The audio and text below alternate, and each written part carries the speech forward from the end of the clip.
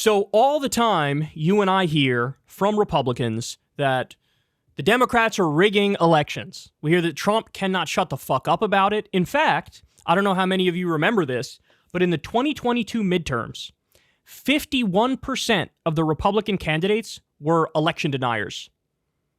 They maintained that, no, Trump won the 2020 election, even though that's totally bogus, even though there were 60 court cases, even though there was an audit in Arizona to check the vote. And if anything, Biden's count went up when they did the recount, when they did the audit.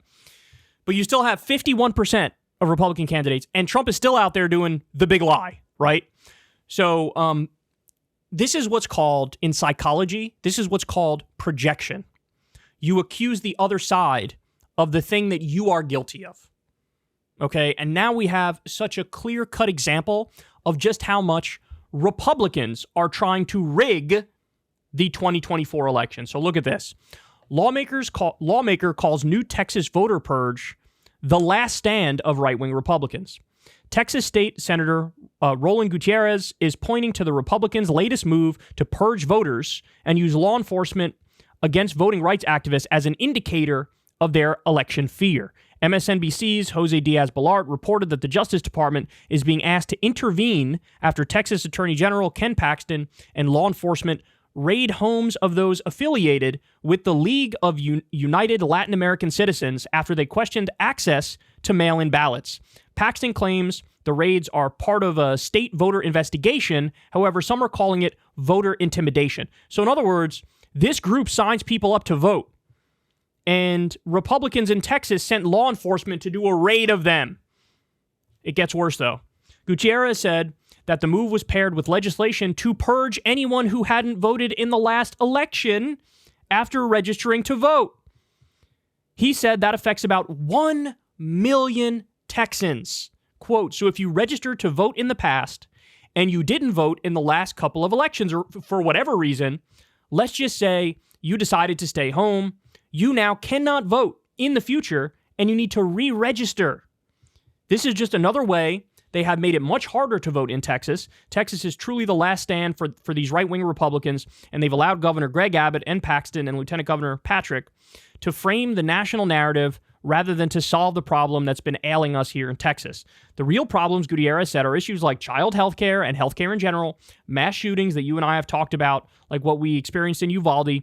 All of the failures in Texas have been under the helm of a 30-year Republican control, and they don't want to let go of that. Of course, the other thing that's a big problem is their power grid, which literally can't stand like a normal winter cold day for the rest of the country. If it fucking flurries over there, the power goes out. They're on their own power grid, and their power grid fucking sucks. And the right lied about it and said, oh, it's because of the windmills. No, it's not. That's bullshit. Total bullshit. That's been debunked 57 ways. Okay, so look at this. Raiding a group that registers people to vote and purging the voter rolls of 1 million voters. And they get purged if they just didn't vote in the last election. That is voter suppression. That is an attempt to rig it. Let me explain this for everybody. It is the case in modern-day U.S. elections. It is the case. If turnout is high, Democrats are more likely to win. If turnout is low, Republicans are more likely to win. That's an ironclad law of modern American politics. It's been like that for many, many election cycles. Republicans know this. So what they try to do is come up with these Weasley little tricks to lower the vote count, to have fewer people able to vote. We literally saw this. Remember the recount in Florida in the 2000 election where George Bush won? Well, the debate that was happening in the Florida election, the Democrats were saying, look, we want you to count every vote.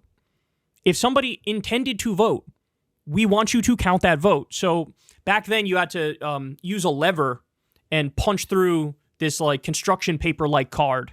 And there'd be a hole that represents this is George Bush, a little hole that represents this is Al Gore.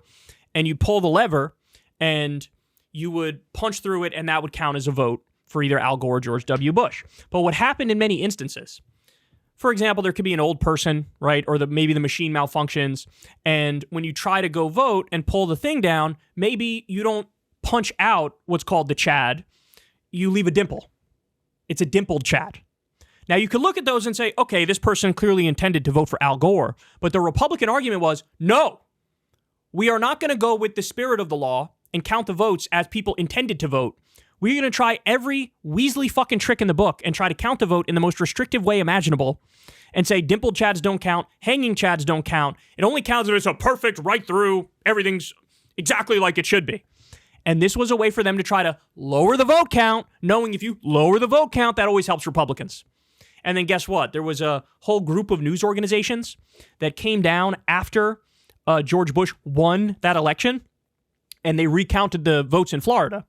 And I believe it was like 3 of the 4 ways of counting it, or 3 of the 5 ways of counting it, had Al Gore winning. And there was only like 1 or 2 ways that had George Bush winning it, and those ways were when you counted the vote in the least correct way, the most restrictive way, where you didn't count the dimpled chads and the hanging chads and things of that nature. It's a fucking scandal, right?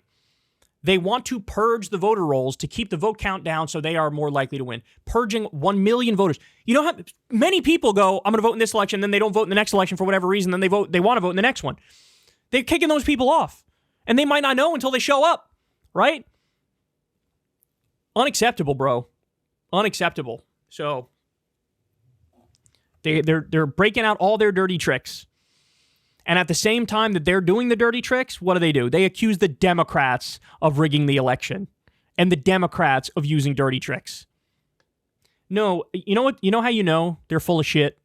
Because one proposal everybody can agree to in what's supposed to be a representative democracy is automatic voter registration, right? When you're old enough, yeah, you're able to vote, period. Done. You don't have to do anything.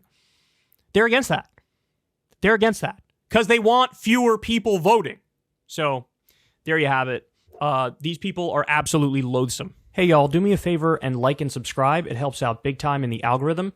Click the bell as well for notifications when videos drop, and watch that video on screen right now. You know you want to.